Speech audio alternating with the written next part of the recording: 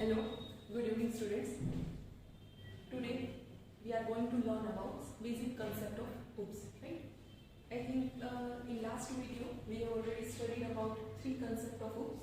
First one is object, then class and data abstraction, okay? Last lecture માં object, class and data abstraction આપણે study કર્યું હતું. એનું ફટાફટ એકવાર રિવાઇઝ કરી લઈએ. Object means yes, data and function into a single unit. It's known as an object, right? Then class આપણે સમજાવ્યું હતું મેં તમને લોકોને કે કોમ્પ્યુટરનો થર્ડનો ક્લાસ છે એમાં ઓબ્જેક્ટ એટલે શું થશે તો કે આ બધા છે આપણી પેન છે પેન્સિલ છે બોર્ડ છે આપણે બધા સ્ટુડન્ટ્સ છે એ બધા ઓબ્જેક્ટ છે પણ પર્ટિક્યુલર હું એમ કહું છું કે કોમ્પ્યુટર થર્ડ સેમેસ્ટરનો જ ક્લાસ છે તેની અંદરના ઓબ્જેક્ટ કોણ થશે તમે બધા સ્ટુડન્ટ્સ ખાલી કોમ્પ્યુટર થર્ડ સેમેસ્ટર વાળા જ ફિફ્થના પણ નહીં આવે રાઈટ હવે નેક્સ્ટ આપણે સમજવાનું છે એ છે સિન્ટેક્સ ઓફ ક્લાસ જે કાલે બાકી હતું ઓકે તો ક્લાસનું સિન્ટેક્સ ક્લાસ કઈ રીતે બનાવવો એ મેઇન છે આમાં એ કઈ રીતે બનાવવાનો છે એ આપણે જોઈએ તો કે સૌથી પહેલા એ ક્લાસના class then class name first આવશે class then class name private and public હવે તમને ખબર છે પ્રાઇવેટ અને પબ્લિક શું છે it's access modifier right access specifier કહી શકો ગમે એ કહી શકો મોડિફાયર બરાબર તો પ્રાઇવેટ શું છે પબ્લિક શું છે ત્રણ આપણી પાસે છે એક્સેસ સ્પેસિફાયર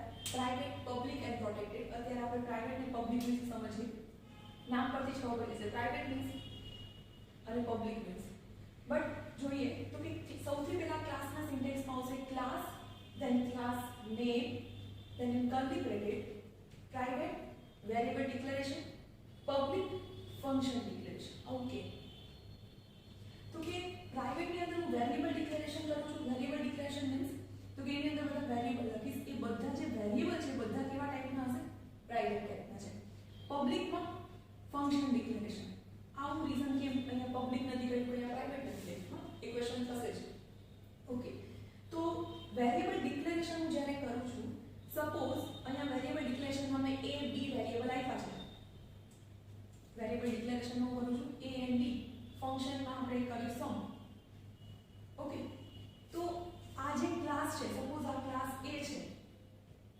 એક્ઝામ્પલ સમજતા જજો ક્લાસ a છે name of class is a in curly bracket in private variables are a and b both are type integers integer a and b and suppose void sum તો હવે શું થશે class a છે એના variable બે છે a અને b અને એનું ફંક્શન છે સમ તો આ જે ક્લાસ છે એ આ a અને b છે આમાં જ યુઝ થશે a અને b છે એ બીજા ક્લાસનો કોઈ પણ બીજા ક્લાસ છે સપોઝ ક્લાસ b મે બીજો બનાવ્યો છે તો આ વેરિયેબલનો યુઝ નહીં કરી શકે એટલા માટે તેને હું શું લખું છું પ્રાઇવેટ લખું છું હવે પબ્લિકમાં લખું છું ફંક્શન ડિક્લેરેશન તો ફંક્શન ડિક્લેરેશનમાં તમને લખું અહીંયા સમ એ રીતે કોઈ પણ અહીંયા હું લખું છું સબટ્રેક્શન મલ્ટીપ્લિકેશન ડિવિઝન આ નામે સપોઝ ત્રણ ફંક્શન લખ્યા છે તો એ શું કામ પબ્લિક લખ્યા છે તો કે આ ફંક્શનનો યુઝ હું પબ્લિકલી કરી શકું છું બીજામાં કરી શકું છું પણ કઈ રીતે એ આપણે પ્રોગ્રામ કરશું ત્યારે જોઈશ અત્યારે શું તમારે સમજવાનું છે ક્લાસ ક્લાસ નેમ સિન્ટેક્સ સમજાઈ જવું જોઈએ પ્રાઇવેટમાં હંમેશા વેરિયેબલ ડિક્લેરેશન તમે પબ્લિકમાં પણ વેરિયેબલ ડિક્લેરેશન લઈ શકો એવું નથી કે પ્રાઇવેટમાં જ કરવા પણ એઝ અ સિન્ટેક્સ આપણે શું યાદ રાખવાનું છે વેરિયેબલ ડિક્લેરેશન ક્યાં કરવાનું છે in private section okay and then public function declaration curly bracket close આ થયું સિન્ટેક્સ ઓફ ક્લાસ રાઈટ કાલે ક્લાસની ડેફિનેશન પણ જોઈતી class is a collection of object class clear થઈ ગયું છે again class name private and public in private variable declaration and in public function declaration okay after that semicolon are there okay next હવે મેં આ class બનાવ્યો છે હજી આપણે એક એક્ઝામ્પલ હું તમને ક્લાસનું હજી એક એક્ઝામ્પલ હું સમજાવી દઉં છું સપોઝ એક ક્લાસ બનાવું છું સ્ક્વેર નામનો રાઈટ ક્લાસનું નામ છે સ્ક્વેર તો ઇન કર્લી બ્રેકેટમાં હું શું લખીશ ક્લાસના સ્ક્વેરમાં અહીંયા હું પ્રાઇવેટમાં પ્રાઇવેટ એન્ડ પબ્લિક પ્રાઇવેટમાં હું લખું છું કે કોઈ પણ સ્ક્વેર છે રાઈટ તેની શું હોઈ શકે તેના ડાયમેન્શન હોઈ શકે એની સાઇઝ હોઈ શકે તો હું અહીં એક્ઝામ્પલ તરીકે લઉં છું ઇન્ટીજર સાઇઝ તો સાઇઝ છે વેરિયેબલ છે તો મેં એને ક્યાં ડિક્લેર કરું છું પ્રાઇવેટ સેક્શનમાં okay and in public section હું લખું છું અહીંયા કોઈ પણ એક ફંક્શન void આપણે મારે ડ્રો કરવું છે. ઓકે, તો મેં શું કર્યું સમજો. એક ક્લાસ બનાવ્યો છે. ક્લાસનું નામ શું છે? સ્ક્વેર. સિન્ટેક્સ જોતા જજો. Class name in curly bracket in private section integer size is a variable. okay, A variable છે એટલા માટે એનું પ્રાઇવેટ માં ડિફાઇન કરું છું. Next public. ઓકે, પબ્લિક માં આપણે જોયું શું આવશે? પબ્લિક માં ફંક્શન ડિક્લેરેશન. તો અહીં હું પબ્લિક માં લખું છું ફંક્શન ડિક્લેરેશન. ઓકે, તો ફંક્શન શું નામ છે? ડ્રો ફંક્શન છે. તો હવે શું થશે? તો કે સ્ક્વેર નામનો જે ક્લાસ છે એનું એક ફંક્શન છે ડ્રો. તો આ વેરિયેબલ છે સાઇઝ આ ડ્રો યુઝ કરી શકશે.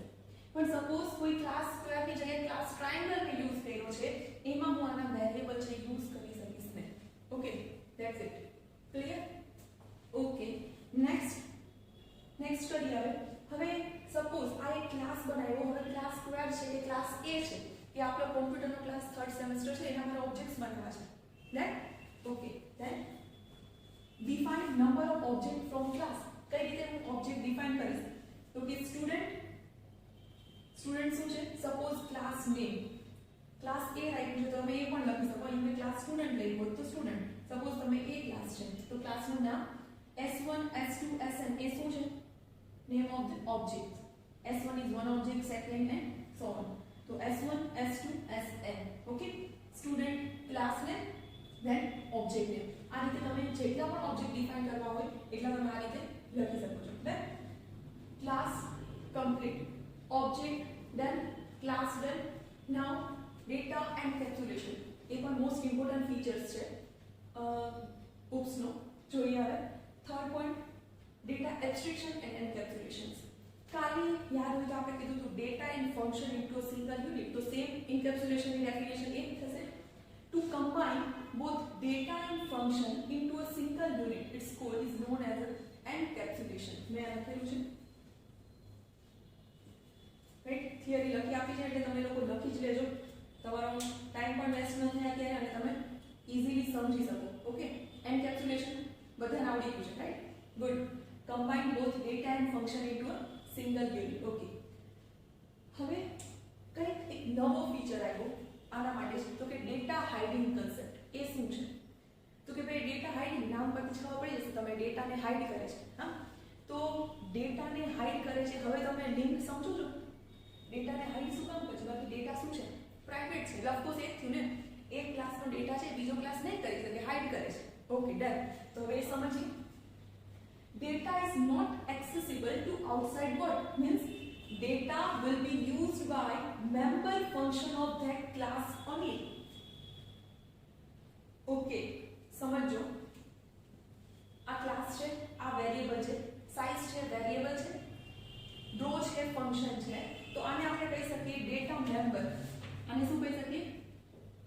Data member. અને આને કહી શકીએ મેમ્બર ફંક્શન. હવે C++ માં આપણે ખાલી ફંક્શન ની બોલીએ શું કહેશું? આને મેમ્બર ફંક્શન છે અને આને કહેશું ડેટા મેમ્બર છે. તો ડેટા હાઇડિંગ નો ફીચર એ શું કહે છે? તો કે ભાઈ આ જે ફંક્શન છે એ જ આ વેરિયેબલ નો યુઝ કરી શકશે. આઉટસાઇડ નો કોઈ પણ ક્લાસ હશે એનો યુઝ કરી શકશે નહીં. હવે આ લાઈન સમજો again. Data is not accessible. समझो, data is not accessible to outside world. Means data will be used by member function of that class only. આ ડેટા છે બરાબર છે, આ ફંક્શન નો જ યુઝ કરશે. આ ડેટા છે આ ફંક્શન માં જ યુઝ થશે. હા, આના સિવાય આ ડેટા છે બીજા ફંક્શન માં બીજા ક્લાસના ફંક્શન માં હું યુઝ નહીં કરી શકું. સપોઝ અહીંયા ત્રણ ફંક્શન્સ મેં લખ્યા છે, મેમ્બર ફંક્શન મેં ડિક્લેર કરેલા છે, તો એ ત્રણે ત્રણનો આનો યુઝ કરી શકીશ. સમજો, તમારે સિમ્પલ ખાલી એટલું જ યાદ રાખવાનું છે કે ભાઈ આ જે ડેટા છે એનો યુઝ હું કેમાં કરીશ? આ જ મેમ્બર ફંક્શનમાં. Okay, done. આ ડેટા છે આના સિવાય બહારનો કોઈ પણ ક્લાસ યુઝ નહીં કરી શકે. સમજી ગયા છો તમે? કઈ શું કામ? બીકોઝ એ પ્રાઇવેટ છે. Done, easy. ઓકે, તો આ જે ફીચર આવ્યો તમને ખબર જ છે હું કઈ રીતે લઈ ગઈ તમને. હા, એ ફીચર છે શું છે? Data hiding. શું કામ ડેટા હાઇડિંગ કરી છે? તો કે ઓફકોર્સ સિક્યુરિટી ઓફ ડેટા. આપણો ડેટા છે સિક્યોર થઈ જશે એટલા માટે. બીજો કોઈ ક્લાસ છે આપણા ડેટાનો યુઝ નહીં કરી શકે. That's it. Okay, got it? Good. Classes use the concept of data abstraction known as abstract data type. હવે અહીંયા મીનિંગ લખ્યું છે ડેટા એબ્સ્ટ્રેક્શન એન્ડ એન્કેપ્સ્યુલેશન. તો ફર્સ્ટ આપણે એન્કેપ્સ્યુલેશનની ડેફિનેશન લખી નાખ, રાઈટ. પછી ડેટા હાઇડિંગ નો એક નવો કન્સેપ્ટ આવ્યો, હા, એ સમજ્યો આપણે. એના પછીનો પોઈન્ટ આવશે ડેટા હાઇડિંગ નો કન્સેપ્ટ, તમને યાદ રહી જાય છે, હા, બરાબર. નેક્સ્ટ હવે ડેટા એબ્સ્ટ્રેક્શન વિશે લખીએ તો મેં તમને કાલે થોડુંક કીધું હતું એબ્સ્ટ્રેક્શન માટે, રાઈટ. એક એબ્સ્ટ્રેક્ટ વર્ડ કીધો તો, ઇન્ડેક્સ વર્ડ કીધું હતું, હા. ત્યારે કીધું હતું ખબર છે કે ઇન્ડેક્સ જે છે એ શું કરે છે, અંદરના બુકના જે પણ આખા લેસન છે એને હાઇડ કરે છે. Thank you, data hiding concept, good. Classes use the concept of data abstraction known as abstract data type. Class કોનો યુઝ કરે છે, ડેટા એબ્સ્ટ્રેક્શન નો યુઝ કરે છે, તો એને આપણે શું કહીશું, એબ્સ્ટ્રેક્ટ ડેટા ટાઈપ. ઓકે, હવે કમ્પ્લીટ થઈ ગયા આપણા object, class, data abstraction, data encapsulation. Next inheritance, most important. આખું એક ચેપ્ટર જ છે આના પર, ઇનહેરિટન્સ શું છે. સિમ્પલી આપણે કહીએ inheritance means code reusability. Okay, હવે કોડ રીયુઝિબિલિટી મીન્સ કોડનો તમે રીયુઝ કરી શકો છો. કઈ રીતે? Code reusability is a key advantage of OOP. OOP નો એક કી એડવાન્ટેજ કહી શકીએ તો એ કોણ છે?